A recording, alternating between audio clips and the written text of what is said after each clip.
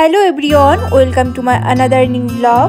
আজকে তোমাদের সঙ্গে শেয়ার করব বাড়ির শিবরাত্রি আমার যেভাবে কেটেছিল। তো সকাল সকাল স্নান সেরে আমি সাদা আর নীল রঙের একটা শাড়ি পরে নিয়েছি। তারপর আমার পাশের ঘরের একটি বৌদি আর আমি দুজনে মিলে লুবুমবাসীর এই মন্দিরটিতে চলে আসি। আর এই মন্দিরটির নাম হলো হিন্দু মণ্ডল।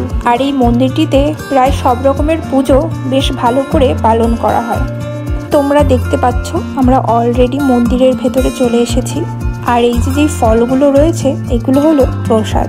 যাদের পুজো দেওয়া কমপ্লিট হয়ে যাবে তারা যাওয়ার পথে এখান থেকে প্রসাদ নিজে হাতে করে তুলে নিয়ে যাবে। আর লুবুমবাসীর এই মন্দিরটি আমার খুব পছন্দের, কেননা এই মন্দিরটিতে আসলেই মনের মধ্যে একটা অন্যরকম শান্তি অনুভব করা যায়। আর এই যে মন্দিরে এসে দেখি ঠাকুরমশাই আজ মন্দিরে রয়েছেন।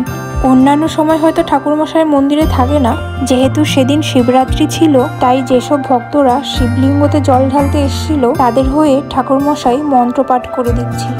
তো আমি এই প্রথম অনেকটাই ভাগ্যবান ছিলাম, কেননা আমি যখন শিবলিঙ্গতে দুধ ঢালছিলাম তখন ঠাকুরমশাই অনেক সুন্দর করে মন্ত্রপাঠ করে দিচ্ছিল এবং তখন কি করতে হবে না হবে নিয়মকানুনগুলো আমাকে গাইড করে দিচ্ছিল। আর তোমাদের যদি আমার এই ভিডিওটি ভালো লেগে থাকে তাহলে প্লিজ একটি লাইক করে দিও এবং আমার এই চ্যানেল সংক্রান্ত আরও ভিডিও দেখার জন্য প্লিজ চ্যানেলটি সাবস্ক্রাইব করে রেখো এবং নোটিফিকেশান পেতে বেল বাটনটি ক্লিক করে দিও।